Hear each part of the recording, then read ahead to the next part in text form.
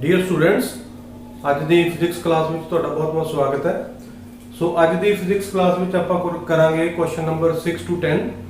ਇਸ ਤੋਂ ਪਿਛਲੀ ਕਲਾਸ ਅਸੀਂ ਕੀਤੇ ਸੀਗੇ question number 1 to 5 ਲਾਜ਼ of motion.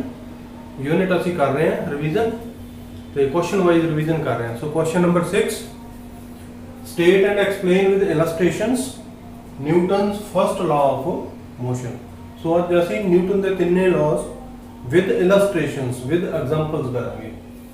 So Newton's first law says, this law states that every body continues in its state of rest or of uniform motion in a straight line unless it is compelled by some external force to change that state. So पिछले lecture ਦੇ ਵਿੱਚ ਅਸੀਂ inertia ਬਾਰੇ ਪੜ੍ਹਿਆ ਸੀਗਾ। ਸੋ ਜਿਹੜਾ first law of motion ਹੈ, Newton's first law of motion, ਇਹਨੂੰ ਆਪਾਂ ਲਾ ਆਫ ਇਨਰਸ਼ੀਆ ਵੀ ਕਹਿੰਦੇ ਹਾਂ। ਸੋ ਇਨਰਸ਼ੀਆ ਕਿਆ ਹੈ, ਅਸੀਂ ਪੜ੍ਹਿਆ ਸੀਗਾ। ਇਨਰਸ਼ੀਆ ਜਿਹੜਾ ਹੈ ਉਹ ਇੱਕ ਐਸੀ ਪ੍ਰੋਪਰਟੀ ਹੈ ਜਿਹਦੇ ਕਰਕੇ ਕੋਈ ਵੀ ਜਿਹੜੀ ਬਾਡੀ ਹੈ, ਕੋਈ ਵੀ ਆਬਜੈਕਟ ਜਿਹੜਾ ਹੈ ਉਹ ਆਪਣੀ ਉਹਦੀ ਸਟੇਟ 'ਚ ਜਿਹੜੀ ਚੇਂਜ ਹੈ ਉਹਦੇ 'ਚ ਰੈਜ਼ਿਸਟੈਂਸ ਪੈਦਾ ਹੁੰਦੀ ਹੈ। ਠੀਕ ਹੈ ਨਾ। ਸੋ ਇਹ ਵੀ ਸੇਮ ਹੈ। So this law states that everybody continues in its state of rest or of unit. ਕੋਈ ਵੀ ਜਿਹੜੀ ਬਾਡੀ ਹੈ ਜੇ ਉਹ ਰੈਸਟ 'ਚ ਹੈ ਤਾਂ ਉਹ ਰੈਸਟ 'ਚ ਹੀ ਰਹਿਣਾ ਪਸੰਦ ਕਰਦੀ ਹੈ, ਜੇ ਉਹ ਮੋਸ਼ਨ 'ਚ ਹੈ ਤਾਂ ਉਹ ਮੋਸ਼ਨ 'ਚ ਹੀ ਰਹਿਣਾ ਪਸੰਦ ਕਰਦੀ ਹੈ। In a straight line unless it is compelled by some external force to change that state, ਜਦੋਂ ਤੱਕ ਕਿ ਉਹਦੇ ਤੇ ਕੋਈ ਐਕਸਟਰਨਲ ਫੋਰਸ ਨਾ ਲਗਾਈ ਜਾਵੇ ਜਿਹੜੀ ਕਿ ਉਹਦੀ ਉਸ ਸਟੇਟ ਨੂੰ ਚੇਂਜ ਕਰ ਦੇਵੇ। ਸੋ ਆਓ ਅਸੀਂ ਇਸੇ ਸਟੇਟਮੈਂਟ ਨੂੰ ਕੁਝ ਐਗਜ਼ਾਮਪਲਸ ਦੇ ਨਾਲ, ਇਲਸਟ੍ਰੇਸ਼ਨ ਦੇ ਨਾਲ ਸਮਝਦੇ ਹਾਂ। ਸੋ ਫਸਟ ਜਿਹੜੀ ਐਗਜ਼ਾਮਪਲ ਹੈ ਉਹ ਹੈ when a bus suddenly start ਔਰ ਸਟਾਪ। ਇਹ ਐਗਜ਼ਾਮਪਲ ਅਸੀਂ ਪਹਿਲਾਂ ਵੀ ਕੀਤੀ ਸੀ ਕਿ ਮੰਨ ਲਓ ਅਸੀਂ ਬੱਸ ਜਿਹੜੇ ਹੈ ਬੱਸ ਦੇ ਵਿੱਚ ਖੜੇ ਹੋਏ ਹਾਂ ਔਰ ਬੱਸ ਪਹਿਲਾਂ ਸਟੇਟ ਆਫ ਰੈਸਟ ਵਿੱਚ ਹੈ, ਰੁਕੀ ਹੋਈ ਹੈ। ਇੱਕਦਮ ਬੱਸ ਚੱਲਣਾ ਸਟਾਰਟ ਕਰ ਦਿੰਦੀ ਹੈ। ਅਸੀਂ ਆਪਣੇ ਮੂੰਹ ਤੇ ਗੱਲਾਂ ਕਰ ਰਹੇ ਹਾਂ, ਕੋਈ ਵੀ ਅਸੀਂ ਪਕੜੀ ਨਹੀਂ ਹੋਈ ਚੀਜ਼, ਠੀਕ ਹੈ, ਆਰਾਮ ਨਾਲ ਇੱਦਾਂ ਖੜੇ ਹੋਏ ਗੱਲਾਂ ਕਰ ਰਹੇ ਹਾਂ ਤੇ ਬੱਸ ਨੇ ਇੱਕਦਮ ਚੱਲਣਾ ਸ਼ੁਰੂ ਕਰ ਦਿੱਤਾ। ਸੋ ਜਿੱਦਾਂ ਹੀ ਬੱਸ ਚੱਲਣਾ ਸ਼ੁਰੂ ਕਰਦੀ ਹੈ ਤਾਂ ਅਸੀਂ ਪਿੱਛੇ ਵੱਲ ਨੂੰ ਗਿਰਦੇ ਹਾਂ। ਠੀਕ ਹੈ। ਇਸੇ ਤਰ੍ਹਾਂ ਜੇ ਬੱਸ ਮੰਨ ਲਓ ਚੱਲ ਰਹੀ ਹੈ ਆਲਰੇਡੀ, ਜੇ ਇੱਕਦਮ ਬ੍ਰੇਕ ਲੱਗ ਜਾਵੇ ਤਾਂ ਅਸੀਂ ਅੱਗੇ ਵੱਲ ਨੂੰ ਗਿਰਦੇ ਹਾਂ।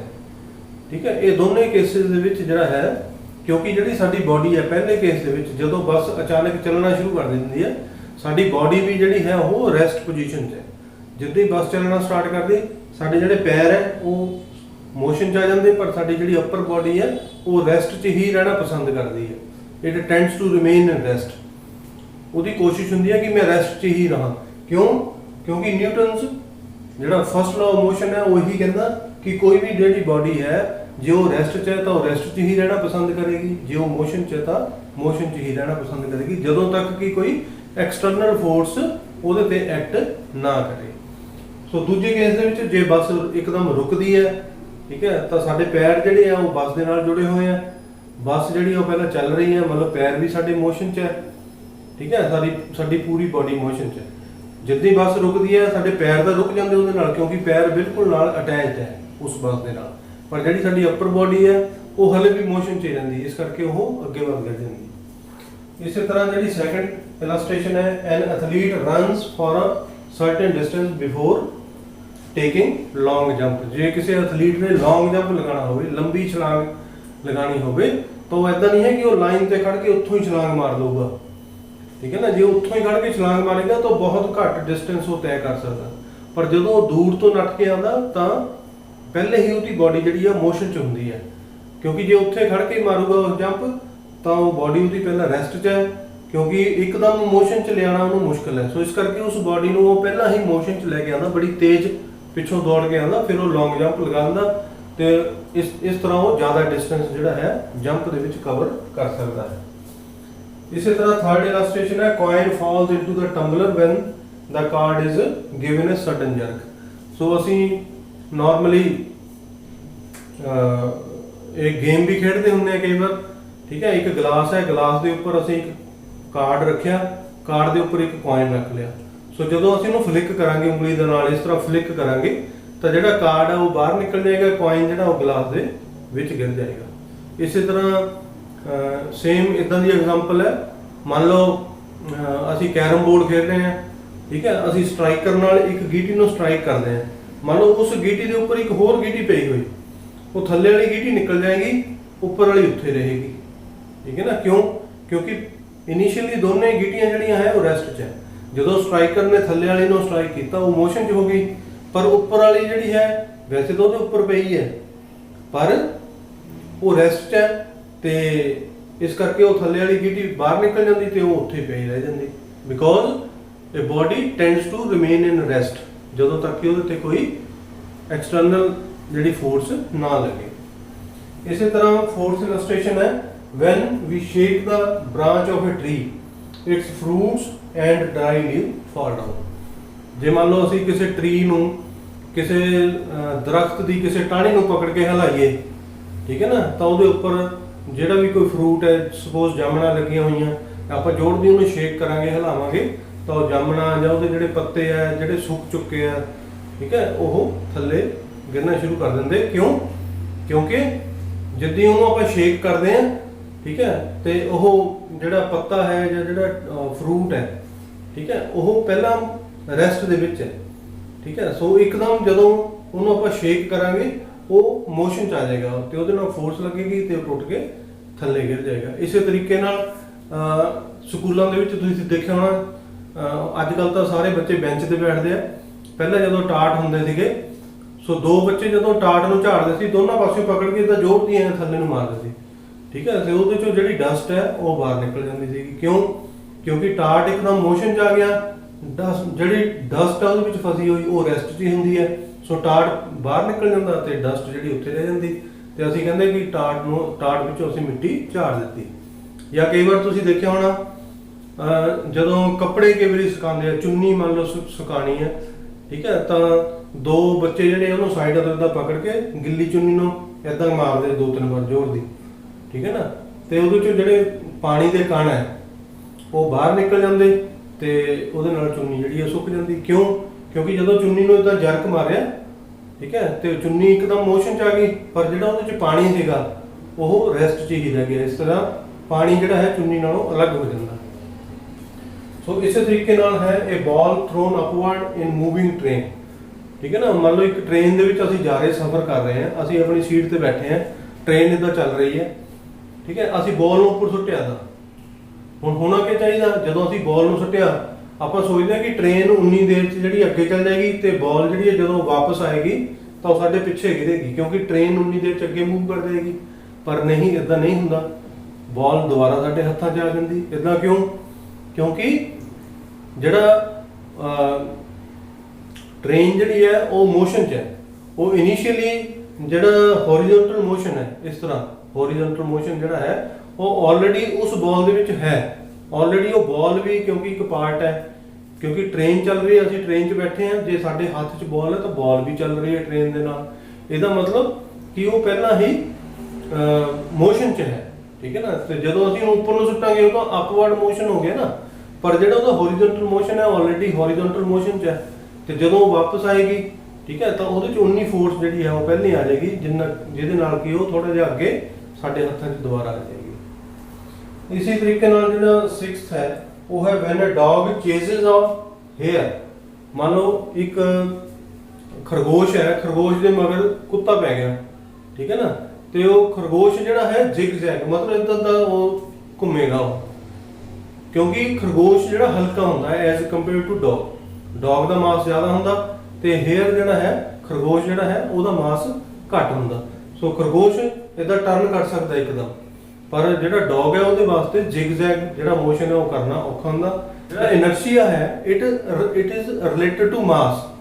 ਜਿੰਨਾ ਮਾਸ ਜ਼ਿਆਦਾ ਹੋਏਗਾ ਉਨਾ ਇਨਰਸ਼ੀਆ ਵੀ ਜ਼ਿਆਦਾ ਹੋਏਗਾ। ਸੋ ਜੇਕਰ ਡੌਗ ਦਾ ਮਾਸ ਜ਼ਿਆਦਾ ਹੈ, ਜੇ ਉਹ ਇੱਕ ਪਾਸੇ ਟਰਨ ਕਰ ਗਿਆ ਤਾਂ ਦੁਬਾਰਾ ਉਹਨੂੰ ਵਾਪਸ ਟਰਨ ਕਰਨ ਵਾਸਤੇ ਬੜਾ ਮੁਸ਼ਕਲ ਹੈ।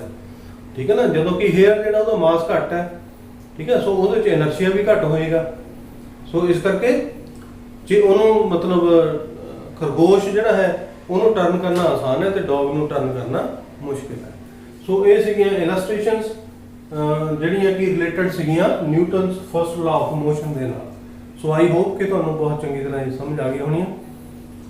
ਸੋ ਇਹਨਾਂ ਨੂੰ ਤੁਸੀਂ ਲਿਖ ਕੇ ਜਿਹੜਾ ਹੈ ਉਹ ਦੇਖ ਲੈਣਾ।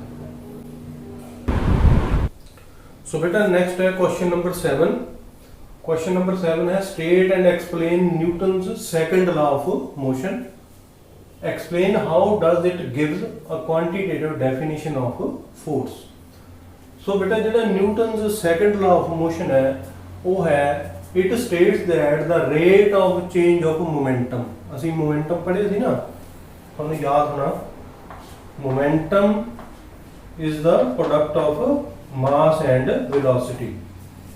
ठीक है।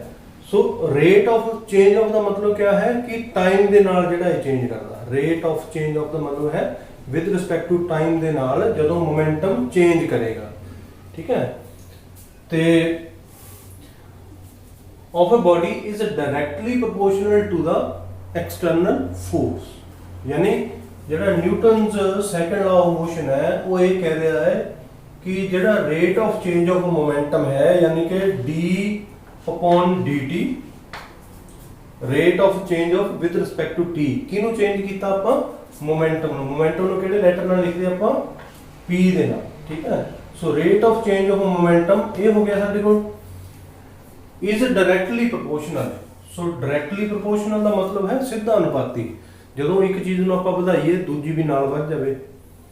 ठीक है ना। जिदा एज दे नाल जिहड़ी ट्री है उसकी हाइट इनक्रीज करदी, जिदा टाइम इनक्रीज करेगा ट्री दी हाइट भी इनक्रीज करेगी।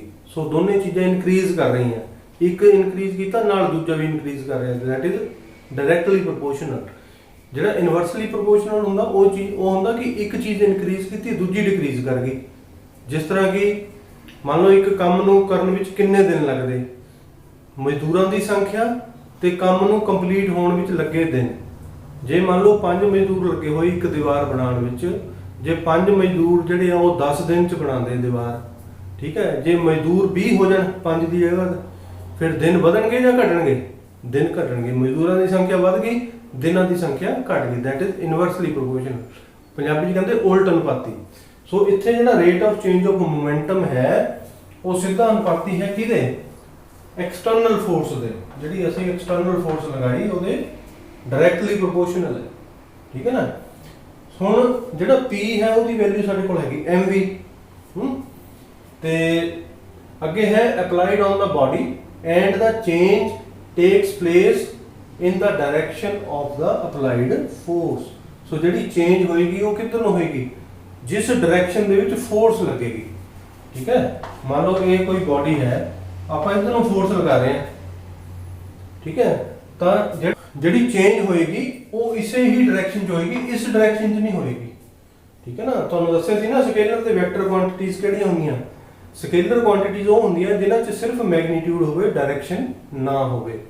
ठीक है ना। जिस तरह मास है, टैंपरेचर है, वो स्केलर क्वांटिटीज है। ते वैक्टर क्वांटिटीज वो हुंदियां जिन्हां च मैग्नीट्यूड भी हुंदा और जिन्हां च डायरेक्शन भी हुंदी। जिस तरह डिस्प्लेसमेंट है, वेलोसिटी है, फोर्स है। ठीक है। सो इहदे च डायरेक्शन भी आपां देखनी है।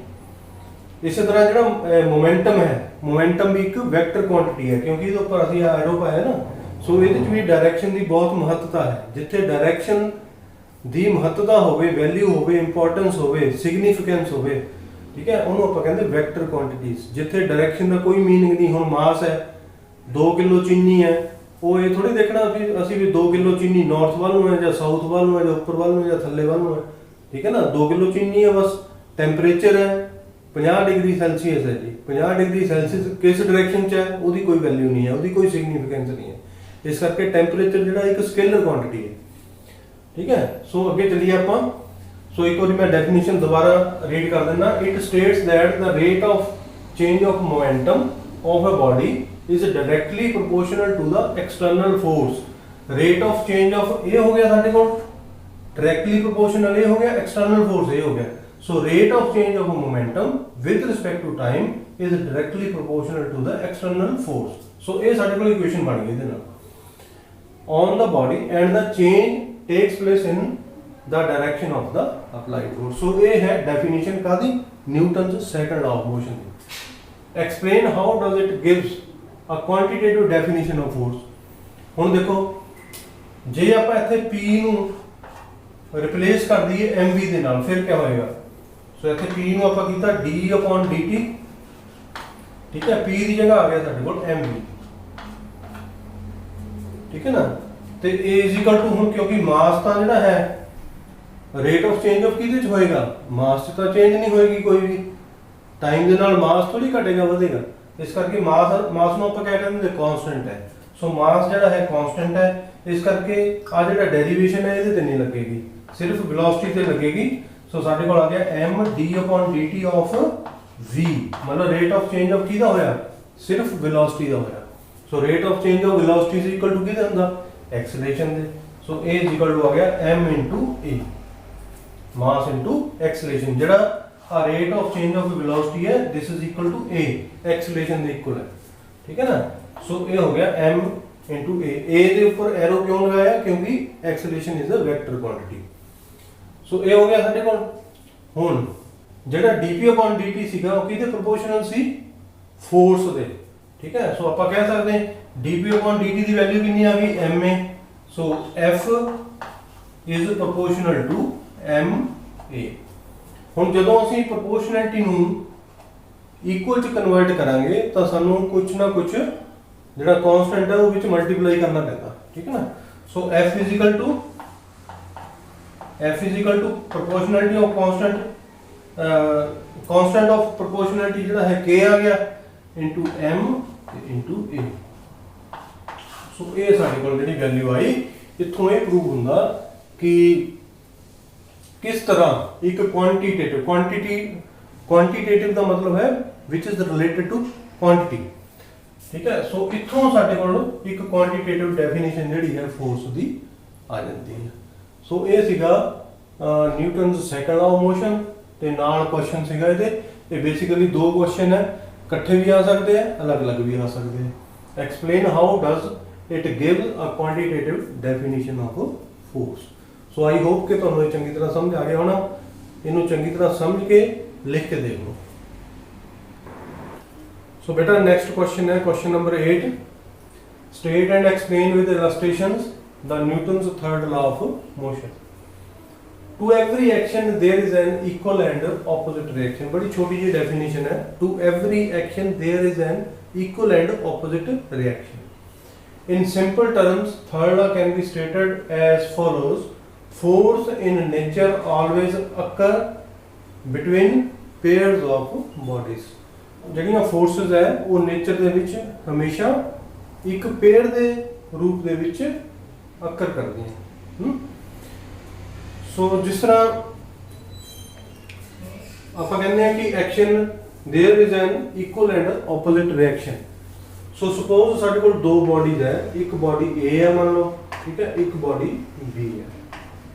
ਸੋ ਜਿਹੜੀ A ਬੋਡੀ ਹੈ ਉਹ A ਦੇ ਉੱਪਰ ਕੁਝ ਫੋਰਸ ਲਗਾ ਰਹੀ ਹੈ ਤੇ B ਬੋਡੀ ਜਿਹੜੀ ਹੈ ਉਹ A ਦੇ ਉੱਪਰ ਫੋਰਸ ਲਗਾ ਰਹੀ ਹੈ। ਸਪੋਜ਼ ਇਸ ਤਰ੍ਹਾਂ ਹੈ, ਜਿਹੜੀ B ਬੋਡੀ ਹੈ ਉਹ A ਦੇ ਉੱਪਰ ਕੁਝ ਫੋਰਸ ਲਗਾ ਰਹੀ ਹੈ ਤੇ ਜਿਹੜੀ A ਹੈ ਉਹ B ਦੇ ਉੱਪਰ ਫੋਰਸ ਲਗਾ ਰਹੀ ਹੈ।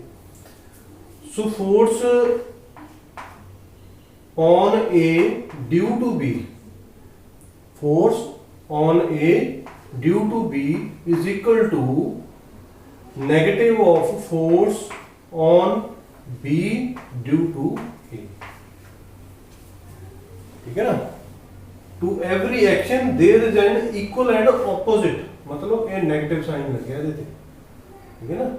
So to every action, action A force होगी, रिएक्शन है ਇਹਦੇ ਇਕੁਅਲ ਹੈ ਕਿਉਂਕਿ ਆ ਵਿੱਚ ਇਕੁਅਲ ਦਾ ਸਾਈਨ ਆ ਗਿਆ ਤੇ ਜਿਹੜਾ 네ਗੇਟਿਵ ਸਾਈਨ ਉਹਨੇ ਕਿਆ ਸ਼ੋ ਕੀਤਾ, ਆਪੋਜ਼ਿਟ, ਉਹਦੀ ਡਾਇਰੈਕਸ਼ਨ ਜਿਹੜੀ ਆ ਉਹ ਆਪੋਜ਼ਿਟ ਹੈ। ਸੋ ਇਹ ਜਿਹੜੀ ਹੈ ਇਸ ਡੈਫੀਨੇਸ਼ਨ ਨੂੰ ਆਪਾਂ ਇਦਾਂ ਵੀ ਲਿਖ ਸਕਦੇ ਹਾਂ। ਉਸ ਤੋਂ ਬਾਅਦ ਆ ਗਈਆਂ ਇਲਸਟ੍ਰੇਸ਼ਨਸ। ਸਭ ਤੋਂ ਪਹਿਲਾਂ ਹੈ ਬੁੱਕ ਕੈਪਟ ਔਨ ਟੇਬਲ। ਮੰਨ ਲਓ ਇੱਕ ਟੇਬਲ ਹੈ ਸਾਡੇ ਕੋਲ ਇਸ ਤਰ੍ਹਾਂ ਤੇ ਉਹਦੇ ਉੱਤੇ ਇੱਕ ਬੁੱਕ ਪਈ ਹੋਈ ਹੈ ਮੰਨ ਲਓ, ਠੀਕ ਹੈ। ਤੇ ਜਿਹੜੀ ਇਹ ਬੁੱਕ ਪਈ ਹੈ, ਜਿੰਨੀ ਬੁੱਕ ਫੋਰਸ ਥੱਲੇ ਨੂੰ ਲਗਾ ਰਹੀ ਹੈ ਉਨਾ ਹੀ ਟੇਬਲ ਦਾ ਜਿਹੜਾ ਟੌਪ ਹੈ ਇਹ ਉੱਪਰ ਨੂੰ ਫੋਰਸ ਲਗਾ ਰਿਹਾ ਹੈ। ਜਿੰਨੀ ਬੁੱਕ ਥੱਲੇ ਨੂੰ ਫੋਰਸ ਲਗਾ ਰਹੀ ਹੈ ਉਨਾ ਹੀ ਟੇਬਲ ਉਹਦੇ ਆਪੋਜ਼ਿਟ ਤੇ ਇਕੁਅਲ ਤੇ ਆਪੋਜ਼ਿਟ ਫੋਰਸ ਜਿਹੜਾ ਹੈ ਉਹ ਲਗਾ ਰਿਹਾ। ਇਸੇ ਤਰ੍ਹਾਂ ਵਾਈਲ ਵਾਕਿੰਗ, ਜਦੋਂ ਅਸੀਂ ਚੱਲਦੇ ਹਾਂ, ਠੀਕ ਹੈ, ਕਦੇ ਤੁਸੀਂ ਧਿਆਨ ਨਾਲ ਮਹਿਸੂਸ ਕਰੋ, ਥੋੜਾ ਜਿਹਾ ਅੱਖਾਂ ਬੰਦ ਕਰਕੇ ਇਦਾਂ ਫੀਲ ਕਰੋ ਕਿ ਇੱਕ ਸਟੈਪ ਜੇ ਤੁਸੀਂ ਇਦਾਂ ਲਿਆ, ਬਿਲਕੁਲ ਫੀਲ ਕਰੋ ਕਿ ਆਪਾਂ ਜਿਹੜਾ ਇਹ ਪੈਰ ਹੈ ਜਿਹਦੇ ਤੇ weight ਆਪਾਂ ਦਿੱਤਾ ਹੋਇਆ ਉਹਦੇ ਨਾਲ ਅਸੀਂ ਧਰਤੀ ਨੂੰ ਪਿੱਛੇ ਵੱਲ ਪੁਸ਼ ਕਰਦੇ ਹਾਂ ਤਾਂ ਅਸੀਂ ਅੱਗੇ ਵੱਲ ਚੱਲਦੇ ਹਾਂ। मतलब ਜਿਹੜਾ ਅਸੀਂ ਧਰਤੀ ਨੂੰ ਪੈਰ ਦੇ ਨਾਲ ਪਿੱਛੇ ਪੁਸ਼ ਕਰਨਾ ਹੈ ਉਹ ਹੋ ਗਿਆ ਐਕਸ਼ਨ, ਤੇ ਜਿਹੜਾ ਅੱਗੇ ਨੂੰ ਅਸੀਂ ਚੱਲੇ ਆ ਜਿਹੜਾ ਧਰਤੀ ਨੇ ਸਾਨੂੰ ਪੁਸ਼ ਕੀਤਾ ਅੱਗੇ ਨੂੰ, ਜਿੰਨਾ ਅਸੀਂ ਧਰਤੀ ਨੂੰ ਪੁਸ਼ ਕੀਤਾ ਧਰਤੀ ਨੇ ਵੀ ਸਾਨੂੰ ਅੱਗੇ ਪੁਸ਼ ਕਰਤਾ ਉਹਨਾਂ। So to every action there is an equal and opposite reaction. इसी तरह जे मान लो स्लिपरी होवे, सपोज ਜਿਹੜਾ ਸਰਫੇਸ ਹੈ ਉਹ ਬਿਲਕੁਲ ਪਲੇਨ ਹੈ ਤੇ ਸਲਿਪਰੀ ਹੈ ਮੰਨ ਲਓ, ਠੀਕ ਹੈ, ਫਿਰ ਜਦੋਂ ਅਸੀਂ ਚੱਲਾਂਗੇ, ਠੀਕ ਹੈ, ਤਾਂ ਕਿਉਂਕਿ ਉੱਥੇ ਫ੍ਰਿਕਸ਼ਨ ਘੱਟ ਹੈ, ਸਾਡੇ ਪੈਰ ਦੇ ਨਾਲ ਪੂਰੀ ਫੋਰਸ ਨਹੀਂ, ਧਰਤੀ ਨੂੰ ਅਸੀਂ ਪਿੱਛੇ ਨਹੀਂ ਧੱਕ ਰਹੇ ਕਿਉਂਕਿ ਉੱਥੇ ਫੋਰਸ ਆਫ ਫ੍ਰਿਕਸ਼ਨ ਘੱਟ ਹੈ, ਪੈਰ ਸਾਡਾ ਸਲਿਪ ਕਰ ਰਿਹਾ, ਇਸੇ ਕਰਕੇ ਅਸੀਂ ਗਿਰ ਜਾਂਦੇ, ਉਨਾ ਹੀ ਧਰਤੀ ਸਾਨੂੰ ਅੱਗੇ ਨੂੰ ਪੁਸ਼ ਨਹੀਂ ਕਰਦੀ। ਥਰਡ ਹੈ ਵਾਈਲ ਸਵਿਮਿੰਗ। ਸਵਿਮਿੰਗ ਦੇ ਵਿੱਚ ਤੁਸੀਂ ਦੇਖਿਆ ਹੋਣਾ ਜਦੋਂ ਆਪਾਂ ਸਵਿਮ ਕਰਦੇ ਹਾਂ ਤਾਂ ਅਸੀਂ ਇਸ ਤਰ੍ਹਾਂ ਹੱਥ ਦੇ ਨਾਲ ਪਾਣੀ ਨੂੰ ਪਿੱਛੇ ਧੱਕਦੇ ਹਾਂ। ਜਿਹੜਾ ਸਵਿਮਰ ਹੈ ਇੱਕ, ਜਦੋਂ ਉਹ ਪਾਣੀ ਦੇ ਵਿੱਚ ਸਵਿਮਿੰਗ ਕਰਦਾ ਹੈ ਤਾਂ ਆਪਣੇ ਉਹ ਹੱਥ ਦੇ ਨਾਲ ਪਾਣੀ ਨੂੰ ਪਿੱਛੇ ਧਕੇਲਦਾ, ਜਿੰਨਾ ਅਸੀਂ ਪਾਣੀ ਨੂੰ ਪਿੱਛੇ ਧਕੇਲਦੇ ਹਾਂ ਪਾਣੀ ਸਾਨੂੰ ਅੱਗੇ ਨੂੰ ਧਕੇਲ ਦਿੰਦਾ, ਇਸ ਕਰਕੇ ਜਦੋਂ ਅਸੀਂ ਪਾਣੀ ਨੂੰ ਪਿੱਛੇ ਧਕੇਲਾਂਗੇ ਤਾਂ ਹੀ ਅਸੀਂ ਅੱਗੇ ਜਾਵਾਂਗੇ, ਠੀਕ ਹੈ ਨਾ। So to every action there is an equal and opposite reaction. ਤੁਸੀਂ ਰਾਕਟ ਦੇਖਿਆ ਹੋਣਾ, ਰਾਕਟ ਦੇ ਵਿੱਚ ਜਦੋਂ ਗੈਸਸ ਜਿਹੜੀਆਂ ਹੈ ਬੜੀ ਤੇਜ਼ੀ ਦੇ ਨਾਲ ਬਾਹਰ ਨਿਕਲਦੀਆਂ ਤਾਂ ਰਾਕਟ ਜਿਹੜਾ ਆਪੋਜ਼ਿਟ ਡਾਇਰੈਕਸ਼ਨ ਦੇ ਵਿੱਚ ਮੂਵ ਕਰਦਾ। ਜਾਂ ਤੁਸੀਂ ਘਰੇ ਹੀ ਕਈ ਵਾਰ ਖੇਡਦੇ ਹੋ, ਬੈਲੂਨ ਹੈ, ਬੈਲੂਨ 'ਚ ਹਵਾ ਭਰੀ, ਠੀਕ ਹੈ, ਉਹਨੂੰ ਇਸ ਤਰ੍ਹਾਂ ਤੁਸੀਂ ਇਦਾਂ ਪਕੜ ਕੇ ਇਦਾਂ ਛੱਡ ਦਿੱਤਾ, ਉਹ ਹਵਾ ਜਦੋਂ ਇੱਕਦਮ ਤੇਜ਼ੀ ਨਾਲ ਨਿਕਲੀ ਬਾਹਰ, ਬੈਲੂਨ ਆਪੋਜ਼ਿਟ ਡਾਇਰੈਕਸ਼ਨ ਦੇ ਵਿੱਚ ਦੂਰ ਚਲਾ ਜਾਂਦਾ। So that is opposite reaction. ਇਸੇ ਤਰ੍ਹਾਂ ਬੋਟ ਹੈ, ਬੋਟ ਜਦੋਂ ਚੱਪੂ ਚਲਾਉਂਦੇ ਹਾਂ ਅਸੀਂ, ਠੀਕ ਹੈ ਨਾ, ਪਾਣੀ ਨੂੰ ਪਿੱਛੇ ਵੱਲ ਤੱਕ ਧਕੇਲਦਾ ਤੇ ਬੋਟ ਅੱਗੇ ਵੱਲ ਜਾਂਦੀ ਹੈ। ਜਾਂ ਜਦੋਂ ਬੋਟ ਕਿਨਾਰੇ ਤੇ ਖੜੀ ਹੈ ਅਸੀਂ ਜੰਪ ਮਾਰ ਕੇ ਬਾਹਰ ਨਿਕਲਣਾ, ਜਦੋਂ ਬੋਟ ਕਿਨਾਰੇ ਤੇ ਖੜੀ ਹੈ ਮੰਨ ਲਓ ਅਸੀਂ ਬੋਟ ਦੇ ਉੱਪਰ ਖੜ ਕੇ ਬਾਹਰ ਨਿਕਲਣਾ ਚਾਹੁੰਦੇ ਹਾਂ, ਠੀਕ ਹੈ, ਜਿੱਦਾਂ ਅਸੀਂ ਜੰਪ ਮਾਰਾਂਗੇ ਬਾਹਰ ਨੂੰ ਤਾਂ ਬੋਟ ਪਿੱਛੇ ਵੱਲ ਨੂੰ ਚਲੀ ਜਾਏਗੀ। ਕਿਉਂ? ਕਿਉਂਕਿ ਜਿੰਨਾ ਅਸੀਂ ਪੈਰ ਅੱਗੇ ਵੱਲ ਜਾਵਾਂਗੇ ਉਨਾ ਹੀ ਬੋਟ ਜਿਹੜੀ ਹੈ ਉਹ ਪਿੱਛੇ ਵੱਲ ਧਕੇਲੀ ਜਾਏਗੀ। ਇਸੇ ਤਰ੍ਹਾਂ ਹੈ ਗਨ ਰਿਕੋਇਲਸ। ਜਦੋਂ ਗਨ ਜਿਹੜੀ ਹੈ, ਜਦੋਂ ਉਹਦੇ ਜੋ ਗੋਲੀ ਨਿਕਲਦੀ ਹੈ ਬਾਹਰ ਤਾਂ ਉਹ ਪਿੱਛੇ ਵੱਲ ਜਰਕ ਮਾਰਦੀ ਹੈ। ਇਸੇ ਕਰਕੇ ਜਦੋਂ ਜੇਕਰ ਤੁਸੀਂ ਐਨਸੀਸੀ ਵਗੈਰਾ ਰੱਖੀ ਹੋਵੇ, ਉਹਦੇ ਜਦੋਂ ਫਾਇਰਿੰਗ ਕਰਨ ਜਾਂਦੇ ਆਪਾਂ ਤਾਂ ਸਾਨੂੰ ਇੰਸਟ੍ਰਕਟਰ ਕਹਿੰਦਾ ਕਿ ਆਪਣੇ ਕੰਧੇ ਦੇ ਨਾਲ ਗਨ ਨੂੰ ਚੰਗੀ ਤਰ੍ਹਾਂ ਦਬਾ ਕੇ ਰੱਖੋ, ਕਿਉਂਕਿ ਜੇ ਤੁਸੀਂ ਉਹਨੂੰ ਲੂਜ਼ ਛੱਡਿਆ ਤਾਂ ਤੁਹਾਡੇ ਇੱਥੇ ਸੱਟ ਲੱਗ ਸਕਦੀ ਹੈ, ਕਿਉਂਕਿ ਉਹ ਗਨ ਇੱਕਦਮ ਪਿੱਛੇ ਆਏਗੀ, ਬੜੀ ਤੇਜ਼ੀ ਨਾਲ ਪਿੱਛੇ ਆਏਗੀ। ਸੋ ਜੇਕਰ ਤੁਸੀਂ ਉਹਨੂੰ ਦਬਾ ਕੇ ਪਹਿਲੇ ਰੱਖਿਆ ਹੋਇਆ, ਉਹਦੇ ਵਿੱਚ ਬਿਲਕੁਲ ਸਪੇਸ ਨਹੀਂ ਦਿੱਤੀ ਹੋਈ, ਤਾਂ ਜਿਹੜਾ ਹੈ ਉਹਨੂੰ ਜਜ਼ਬ ਕਰ ਜਾਏਗਾ, ਜਰਕ ਜਿਹੜਾ ਹੈ ਤੁਹਾਡੇ ਮੋਢੇ ਤੇ ਨਹੀਂ ਲੱਗੇਗਾ। ਬਟ ਗੱਲ ਇੱਥੇ ਸਮਝਣ ਵਾਲੀ ਇਹ ਹੈ ਕਿ ਜਦੋਂ ਗੋਲੀ ਅੱਗੇ ਵੱਲ ਜਾਏਗੀ ਤਾਂ ਬੰਦੂਕ ਜਿਹੜੀ ਹੈ ਉਹ ਪਿੱਛੇ ਵੱਲ ਜਰਕ ਮਾਰੇਗੀ। ਟੂ ਐਵਰੀ ਐਕਸ਼ਨ, ਐਕਸ਼ਨ ਹੋ ਗਿਆ ਗੋਲੀ ਨੇ ਬਾਹਰ ਨਿਕਲਣਾ ਤੇ ਰਿਐਕਸ਼ਨ ਹੋ ਗਿਆ ਗਨ ਨੇ ਪਿੱਛੇ ਆਣਾ। ਉਸ ਤੋਂ ਬਾਅਦ ਹੈ ਨੇਲ ਨੀਡ ਸਪੋਰਟ, ਜਿਹੜੀ ਕਿੱਲ ਹੈ, ਠੀਕ ਹੈ। ਹੁਣ ਮੰਨ ਲਓ ਇੱਕ ਦਰਵਾਜ਼ਾ ਹੈ, ਦਰਵਾਜ਼ੇ ਦੇ ਉੱਪਰ ਮੈਂ ਕਿੱਲ ਨੂੰ ਠੋਕਣਾ ਚਾਹੁੰਦਾ, ਠੀਕ ਹੈ, ਹਥੌੜੇ ਨਾਲ ਮੈਂ ਉਹਦੇ ਤੇ ਸੱਟ ਮਾਰ ਰਿਹਾ, ਠੀਕ ਹੈ, ਸਪੋਜ਼ ਇੱਥੇ ਮੈਂ ਹਥੌੜੇ ਨਾਲ ਸੱਟ ਮਾਰ ਰਿਹਾ, ਤਾਂ ਉਹਦੇ ਪਿੱਛੇ ਮੈਨੂੰ ਇੱਕ, ਤੁਸੀਂ ਦੇਖਿਆ ਹੋਣਾ ਮਿਸਤਰੀ ਜਦੋਂ ਕੰਮ ਕਰਦੇ ਆ ਤਾਂ ਉਹ ਜਿੱਥੇ ਕਿੱਲ ਨੂੰ ਹਥੌੜਾ ਮਾਰਦੇ ਆ ਉਹਦੇ ਆਪੋਜ਼ਿਟ ਬਾਹਰਲੇ ਪਾਸੇ ਸਪੋਰਟ ਰੱਖ ਦਿੰਦੇ, ਇੱਕ ਵੱਡਾ ਹਥੌੜਾ ਉਹਦੇ ਨਾਲ ਟਿਕਾ ਕੇ ਰੱਖ ਦਿੰਦੇ, ਫਿਰ ਜਦੋਂ ਕਿੱਲ ਮਾਰਦੇ ਤਾਂ ਕਿੱਲ ਜਿਹੜੀ ਆਸਾਨੀ ਨਾਲ ਲੱਕੜੀ 'ਚ ਚਲੀ ਜਾਂਦੀ ਹੈ। ਜੇ ਉੱਥੇ ਉਹ ਸਪੋਰਟ ਨਾ ਰੱਖੀ ਹੋਵੇ ਤਾਂ ਉਹ ਦਰਵਾਜ਼ਾ ਜੇ ਹਿਲਦਾ ਹੋਵੇ ਫਿਰ ਉਹ ਚੰਗੀ ਤਰ੍ਹਾਂ ਕਿੱਲ ਜਿਹੜੀ ਆ ਉਹ ਲੱਕੜੀ 'ਚ ਨਹੀਂ ਲੱਗਦੀ, ਪਰ ਸਪੋਰਟ ਲਾਉਣ ਤੇ ਲੱਗ ਜਾਂਦੀ ਹੈ। ਕਿਉਂ? ਕਿਉਂਕਿ ਜਦੋਂ ਐਕਸ਼ਨ ਹੋਏਗਾ ਤਾਂ ਜੇਕਰ ਸਪੋਰਟ ਲੱਗੀ ਹੋਏਗੀ ਤਾਂ ਪੂਰਾ ਰਿਐਕਸ਼ਨ ਦੇਗਾ, ਇਸ ਕਰਕੇ ਕਿੱਲ ਅੰਦਰ ਚਲੀ ਜਾਏਗੀ ਲੱਕੜੀ ਦੀ, ਅਦਰਵਾਈਜ਼ ਨਹੀਂ ਜਾਏਗੀ। ਸੋ ਇਹ ਸੀਗਾ Newton's third law of motion with illustrations, ਠੀਕ ਹੈ। ਤੇ ਆਈ ਹੋਪ ਕਿ ਤੁਹਾਨੂੰ ਚੰਗੀ ਤਰ੍ਹਾਂ ਸਮਝ ਆ ਗਿਆ ਹੋਣਾ, ਚੰਗੀ ਤਰ੍ਹਾਂ ਇਹਨੂੰ ਅੰਡਰਸਟੈਂਡ ਕਰ ਲਓ ਤੇ ਲਿਖ ਕੇ ਦੇਖ ਲਓ। ਸੋ ਬੇਟਾ ਅਗਲਾ ਕੁਐਸਚਨ ਹੈ ਸਾਡੇ ਕੋਲ, question number 9, show that Newton's second law of motion is the real law of motion। ਇਹ ਬੜਾ ਇੰਪੋਰਟੈਂਟ ਕੁਐਸਚਨ ਹੈ, ਬਹੁਤ ਵਾਰ ਪੇਪਰਾਂ 'ਚ ਆਉਂਦਾ, ਧਿਆਨ ਨਾਲ ਕਰ ਲਿਓ ਇਹ। ਔਰ ਇਹ ਕੁਐਸਚਨ ਦੀ ਸਟੇਟਮੈਂਟ ਇਦਾਂ ਵੀ ਹੋ ਸਕਦੀ ਹੈ, show that Newton's first law and third law of motion are contained in the second law, ਠੀਕ ਹੈ। ਸੋ second law is the real law। first law of motion ਤੁਹਾਨੂੰ ਯਾਦ ਹੋਣਾ ਕਿ body in rest will tend to remain in rest or in uniform motion will remain in motion until unless some external force is applied to it, ठीक है ना। सो जे मान लो ਜਿਹੜੀ force ਹੈ, ਠੀਕ ਹੈ ਨਾ, ਹੁਣ ਸੈਕੰਡ ਲਾਅ ਕਿਆ ਸੀਗਾ, F = ma, ठीक है ना। तो जे मान लो फोर्स 0 है, मान लो आप फोर्स लगाई नहीं, तो 0 = ma हो गया। सो 0 मतलब मास ते एक्सेलरेशन की जिहड़ी मल्टीप्लिकेशन है वो 0 हो गई। किसी भी बॉडी का मास 0 नहीं हो सकता। सो मास तो 0 नहीं है, इत्थे मास तो 0 नहीं है क्योंकि किसी भी बॉडी का मास 0 नहीं हो सकता, ठीक है ना। पर 0 के ताई दोनों को मल्टीप्लाई जो किया तो दोनों तो एक चीज तो 0 होएगी ना, ताही जे ਅਸੀਂ 5 गुणा 0 करांगे ताही तो 0 आएगा ना। ਜਿਹੜੇ ਆ ਦੋ ਨੰਬਰਸ ਆਪਾਂ ਮਲਟੀਪਲਾਈ ਕਰਦੇ ਉਹਨਾਂ ਚੋਂ ਇੱਕ ਘੱਟੋ ਘੱਟ 0 ਹੋਏਗਾ ਤਾਂ ਹੀ ਤਾਂ ਮਲਟੀਪਲੀਕੇਸ਼ਨ 0 ਆਏਗੀ। ਸੋ ਇੱਥੇ 0 ਕਦੋਂ ਆਊਗੀ, ਜਦੋਂ m 0 ਹੋਵੇ ਜਾਂ a 0 ਹੋਵੇ। m 0 ਹੋ ਨਹੀਂ ਸਕਦਾ ਕਦੇ ਵੀ। ਸੋ 0 ਕਿਹੜੀ ਚੀਜ਼ ਹੋਗੀ, ਫਿਰ a 0 ਹੋਗੀ, ਸਾਡੇ ਕੋਲ ਐਕਸਲਰੇਸ਼ਨ 0 ਹੋ ਗਿਆ, ਠੀਕ ਹੈ। ਸੋ ਐਕਸਲਰੇਸ਼ਨ 0 ਕਦੋਂ ਹੋਇਆ, ਜਦੋਂ ਉਹਦੇ ਮੋਸ਼ਨ 'ਚ ਕੋਈ ਚੇਂਜ ਨਹੀਂ ਆਈ। ਸੋ ਫਸਟ ਲਾਅ ਵੀ ਇਹੀ ਕਹਿੰਦਾ कि जे एक बॉडी रेस्ट च है तो रेस्ट च ही रहना पसंद करती है, जे एक बॉडी मोशन च है तो मोशन च ही रहना पसंद करती है, ठीक है ना। हुण मतलब जदों फोर्स 0 है, ठीक है, तो एक्सेलरेशन भी कितना हो गया, 0 हो गया। सो ये सैकंड लॉ तो ही सानू पता लग गया, यही डेफिनेशन जिहड़ी है वो फर्स्ट लॉ च आ जांदी। सो आपां कह सकते हैं कि second law is the real law, because जिहड़ा फर्स्ट लॉ है वो इत्थों ही निकलदा है। इसी तरह जो सैकंड पार्ट है वो है कि थर्ड लॉ ऑफ मोशन भी जो है कंटेन्ड इन सैकंड लॉ है। सो थर्ड लॉ, सपोज मेरे को दो बॉडीज है, एक बॉडी ए है, ठीक है, तो दूसरी बॉडी बी है। तो बी बॉडी जी है ए ते फोर्स लगा रही है, ए बॉडी बी ते फोर्स लगा।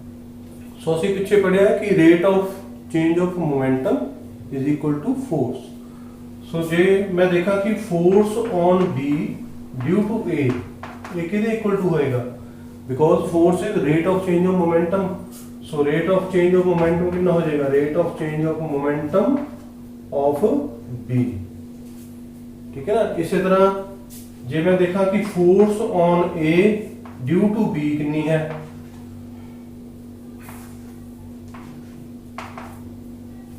तो हो जाएगी rate of change of momentum.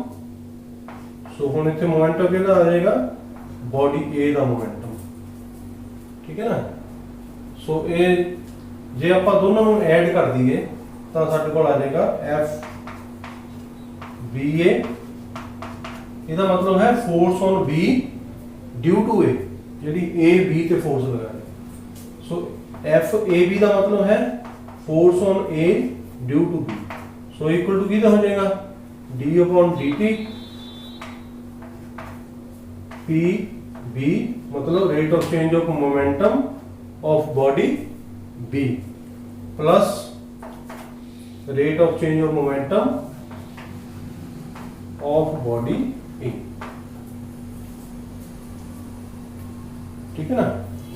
ते जे मान लो कोई फोर्स नहीं लग रही तो मोमेंटम कितना होएगा, 0 होएगा। सो जेकर कोई भी एक्सटर्नल फोर्स नहीं लग रही तो rate of change of momentum कितना हो जाएगा, 0 हो जाएगा। मतलब F B A plus F A B is equal to 0 हो जाएगा। क्यों 0 हो जाएगा, क्योंकि कोई फोर्स ही नहीं लग रही तो rate of change of momentum दोनों के विच 0 हो गया। So F B A is equal to कितने हो गया, फिर F B A is equal to minus F A B. So यही Newton's third law of motion सीगा। To every action there is an equal and opposite reaction. So दोनों forces जड़ियां है opposite direction च है, बट उन्हां दा magnitude same है, but direction जड़ी है वो ऑपोजिट है, इक्वल एंड ऑपोजिट। सो ये इत्थों सानूं पता लगदा है कि जिहड़ा सेकंड लॉ ऑफ मोशन है that is the real law, because first law is contained in second law and third law is also contained in the second law. So I hope कि तुहानूं चंगी तरह समझ आ गया होना। चंगी तरह इहनूं लिख के देख लेना ते प्रैक्टिस कर लेनी। सो बेटा लॉ हुण आपां एक न्यूमेरिकल सॉल्व करते हैं। Question number 10, a bullet of mass 0.04 kg moving with a speed of 90 metre per second enters a heavy wooden block. ठीक है, एक लकड़ी का ब्लॉक है, ਉਹਦੇ ਚ ਜਿਹੜੀ ਹੈ बुलेट ਵੱਜਦੀ ਹੈ ਜਾ ਕੇ, and is stopped after a distance of 60 centimetre. ਉਹਦੇ ਅੰਦਰ ਜਿਹੜਾ ਉਹ वुडन ब्लॉक है ਉਹਦੇ ਅੰਦਰ 60 सेंटीमीटर ਜਾ ਕੇ ਰੁਕ ਜਾਂਦੀ ਹੈ ਗੋਲੀ। What is the average resistance resistive force exerted by the block. Resistive ਹੁੰਦਾ ਰੋਕਣਾ, ਤੁਹਾਨੂੰ ਪਹਿਲਾਂ ਦੱਸਿਆ ਸੀ, ਰੈਜ਼ਿਸਟੈਂਸ ਮਤਲਬ ਰੁਕਾਵਟ, ਤੇ ਉਸ ਲੱਕੜੀ ਦੇ ਬਲੌਕ ਨੇ ਕਿੰਨੀ ਰੁਕਾਵਟ ਮਤਲਬ ਜਿਹੜੀ ਹੈ ਉਹ ਪੈਦਾ ਕੀਤੀ। ਜਿਹੜੀ ਰੁਕਾਵਟ ਹੈ ਉਹਨੂੰ ਅਸੀਂ ਐਜ਼ ਫੋਰਸ ਜਿਹੜਾ ਹੈ ਫੋਰਸ ਦੇ ਤੌਰ ਤੇ ਅਸੀਂ ਉਹਨੂੰ ਲੈਂਦੇ ਆ। ਸੋ ਰੈਜ਼ਿਸਟਿਵ ਫੋਰਸ ਆਪਾਂ ਜਿਹੜਾ ਹੈ ਪਤਾ ਕਰਨਾ ਕਿ ਕਿੰਨੀ ਉਸ ਬਲੌਕ ਨੇ ਪੈਦਾ ਕੀਤੀ। ਸੋ ਇਹ ਮੰਨ ਲਓ ਇੱਕ ਵੂਡਨ ਬਲੌਕ ਹੈ, ਠੀਕ ਹੈ, ਇਹ ਵੂਡਨ ਬਲੌਕ ਹੈ, ਇੱਥੇ ਜਿਹੜਾ ਹੈ ਬੁਲਟ ਆ ਰਹੀ ਹੈ, ਤਾਂ ਗੋਲੀ ਆ ਰਹੀ ਹੈ। ਇਹ ਇਸ ਗੋਲੀ ਦਾ ਜਿਹੜਾ ਮਾਸ ਹੈ, ਮਾਸ ਜਿਹੜਾ ਹੈ ਉਹ ਕਿੰਨਾ ਇਹਦਾ 0.04 kg, ਤੇ ਇਨੀਸ਼ੀਅਲ ਵੈਲੋਸਿਟੀ ਜਿਹੜੀ ਹੈ ਪਹਿਲਾਂ ਹੀ ਕਿੰਨੀ ਵੈਲੋਸਿਟੀ ਨਾਲ ਜਾ ਰਹੀ ਹੈ, ਜਦੋਂ ਇੱਥੋਂ ਜਾ ਕੇ ਇਹਨੂੰ ਟੱਚ ਕਰੇਗੀ, ਮਤਲਬ ਟੱਚ ਕਰਨ ਤੋਂ ਜਸਟ ਪਹਿਲਾਂ ਇਹਦੀ ਵੈਲੋਸਿਟੀ ਜਿਹੜੀ ਹੈ ਉਹਨੂੰ ਆਪਾਂ ਕਹਾਂਗੇ ਇਨੀਸ਼ੀਅਲ ਵੈਲੋਸਿਟੀ। ਕਿਉਂਕਿ ਇਹ ਬੁਲਟ ਇਹਦੇ ਅੰਦਰ ਜਾ ਕੇ ਇੱਥੇ ਜਾ ਕੇ ਅੰਦਰ ਰੁਕ ਗਈ, ਬੁਲਟ ਇਹ ਇੱਥੇ ਜਾ ਕੇ ਰੁਕ ਗਈ, ਪਰ ਇਹਨੇ ਇੱਥੋਂ ਲੈ ਕੇ ਇੱਥੋਂ ਤੱਕ ਕਿੰਨਾ ਡਿਸਟੈਂਸ ਕਵਰ ਕੀਤਾ 60 ਸੈਂਟੀਮੀਟਰ। ਸੋ ਕਿਉਂਕਿ ਸੈਂਟੀਮੀਟਰ ਜਿਹੜਾ ਹੈ ਉਹਨੂੰ ਅਸੀਂ SI ਚ ਕਨਵਰਟ ਕੀਤਾ ਤੇ ਡਿਸਟੈਂਸ ਆ ਗਿਆ ਸਾਡੇ ਕੋਲ 60 ਡਿਵਾਈਡਡ ਬਾਈ 100 ਮੀਟਰ। ਸੋ ਮਾਸ ਇੰਨਾ ਹੋ ਗਿਆ। ਇਨੀਸ਼ੀਅਲ ਵੈਲੋਸਿਟੀ ਕਿੰਨੀ ਸੀ, ਪਹਿਲਾਂ ਕਿੰਨੀ ਵੈਲੋਸਿਟੀ ਨਾਲ ਆ ਰਹੀ ਹੋ 90 ਮੀਟਰ ਪਰ ਸੈਕਿੰਡ ਨਾਲ, 90 ਮੀਟਰ ਪਰ ਸੈਕਿੰਡ ਨਾਲ ਆ ਰਹੀ ਹੈ ਬੁਲਟ ਉਹ, ਤੇ ਮਾਸ ਇੰਨਾ ਹੈ। ਤੇ ਫਾਈਨਲ ਵੈਲੋਸਿਟੀ ਕਿੰਨੀ ਹੋ ਗਈ, ਕਿਉਂਕਿ ਇੱਥੇ ਬੁਲਟ ਜਾ ਕੇ ਰੁਕ ਗਈ, ਸੋ ਇਸ ਕਰਕੇ final velocity v 0 metre per second ਹੋ ਗਈ। ਠੀਕ ਹੈ, ਤੇ ਉਹਨੇ ਡਿਸਟੈਂਸ ਕਿੰਨਾ ਕਵਰ ਕੀਤਾ s 60 by 100, 0 ਕੱਟ ਗਈ, ਇਹਦੇ ਨਾਲ ਡੈਸੀਮਲ ਆ ਗਿਆ, 0.6 ਮੀਟਰ ਜਿਹੜਾ ਹੈ ਉਹ ਡਿਸਟੈਂਸ ਕਵਰ ਆ ਗਿਆ। ਹੁਣ ਇੱਥੇ ਆਪਾਂ ਇਹ ਦੇਖਣਾ ਕਿ ਕਿਉਂਕਿ ਮਾਸ ਸਾਡੇ ਕੋਲ ਹੈ, ਤੇ ਜੇ ਅਸੀਂ ਫੋਰਸ ਕੈਲਕੂਲੇਟ ਕਰਨੀ ਤਾਂ ਫੋਰਸ ਇਜ਼ ਇਕੁਅਲ ਹੁੰਦਾ ਮਾਸ ਇਨਟੂ ਐਕਸਲਰੇਸ਼ਨ। ਸੋ ਇਹਨਾਂ ਤਿੰਨਾਂ ਚੀਜ਼ਾਂ ਤੋਂ ਅਸੀਂ ਐਕਸਲਰੇਸ਼ਨ ਫਾਈਂਡ ਕਰਨਾ। ਕਿਹੜੀ ਇਕੁਏਸ਼ਨ ਯੂਜ਼ ਕਰਾਂਗੇ, ਇਕੁਏਸ਼ਨ ਯੂਜ਼ ਕਰਾਂਗੇ ਅਸੀਂ v² - u² = 2as। ਸੋ v ਜਿਹੜਾ ਹੈ 0 ਹੈ, u 90 ਹੈ, ਤੇ s ਸਾਡੇ ਕੋਲ 0.6 ਹੈ। ਤਿੰਨੇ ਵੈਲਿਊਜ਼ ਪੁੱਟ ਕਰਕੇ ਅਸੀਂ ਪਹਿਲਾਂ a ਦੀ ਵੈਲਿਊ ਕੱਢ ਲਵਾਂਗੇ। ਠੀਕ ਹੈ, a ਦੀ ਵੈਲਿਊ ਕੱਢਣ ਤੋਂ ਬਾਅਦ ਫਿਰ ਫੋਰਸ ਇਜ਼ ਇਕੁਅਲ ਹੁੰਦਾ ਮਾਸ ਇਨਟੂ ਐਕਸਲਰੇਸ਼ਨ। ਸੋ ਮਾਸ ਕਿੰਨਾ ਸਾਡੇ ਕੋਲ 0.04 kg, 0.04 kg ਮਾਸ ਹੈ, ਤੇ ਐਕਸਲਰੇਸ਼ਨ ਜੋ ਵੀ ਇੱਥੋਂ ਆਏਗਾ ਉਹਨੂੰ ਇੱਥੇ ਵੈਲਿਊ ਨੂੰ ਪੁੱਟ ਕਰਕੇ ਇਹਨਾਂ ਦੋਨਾਂ ਨੂੰ ਆਪਾਂ ਕਰ ਦੇਣਾ ਮਲਟੀਪਲਾਈ। ਠੀਕ ਹੈ, ਤੇ ਸਾਡੇ ਕੋਲ ਆਨਸਰ ਆਏਗਾ 270 ਨਿਊਟਨ, ਕਿਉਂਕਿ ਫੋਰਸ ਦੀ ਯੂਨਿਟ ਜਿਹੜੀ ਹੈ ਉਹ ਨਿਊਟਨ ਹੁੰਦੀ। ਇਹ ਜਿਹੜੀਆਂ ਚੀਜ਼ਾਂ ਮੈਂ ਛੱਡੀਆਂ ਇਹ ਤੁਹਾਡੇ ਵਾਸਤੇ ਹੋਮਵਰਕ ਹੈ। ਠੀਕ ਹੈ, ਪਹਿਲਾਂ ਇੱਥੇ ਐਕਸਲਰੇਸ਼ਨ ਫਾਈਂਡ ਕਰਨਾ, ਤੁਸੀਂ ਆ ਵੈਲਿਊਜ਼ ਪੁੱਟ ਕਰਕੇ v ਦੀ u ਪੁੱਟ ਕਰਕੇ a ਦੀ ਵੈਲਿਊ ਕੱਢਣੀ, ਐਕਸਲਰੇਸ਼ਨ ਦੀ, ਉਸ ਵੈਲਿਊ ਨੂੰ ਇੱਥੇ ਪੁੱਟ ਕਰਕੇ ਫਿਰ ਇਹਨੂੰ ਦੋਨਾਂ ਨੂੰ ਮਲਟੀਪਲਾਈ ਕਰ ਦੇਣਾ, ਤੇ ਤੁਹਾਡਾ ਆਨਸਰ ਜਿਹੜਾ ਹੈ 270 ਨਿਊਟਨ ਆਣਾ ਚਾਹੀਦਾ। ਠੀਕ ਹੈ, ਸੋ ਇਹਦੇ ਨਾਲ ਜਿਹੜੀ ਅੱਜ ਦੀ ਕਲਾਸ ਖਤਮ ਹੈ। ਤੋ ਆਈ ਹੋਪ ਕਿ ਤੁਹਾਨੂੰ ਸਾਰਾ ਕੁਝ ਚੰਗੀ ਤਰ੍ਹਾਂ ਸਮਝ ਆ ਗਿਆ ਹੋਣਾ। ਮਿਹਨਤ ਕਰਨੀ ਹੈ, ਚੰਗੀ ਤਰ੍ਹਾਂ ਅੰਡਰਸਟੈਂਡ ਕਰਕੇ ਇਹ ਸਾਰੀਆਂ ਚੀਜ਼ਾਂ ਪੜ੍ਹ ਲਓ ਤੇ ਇਹਨਾਂ ਨੂੰ ਸਮਝ ਲਓ। Thank you.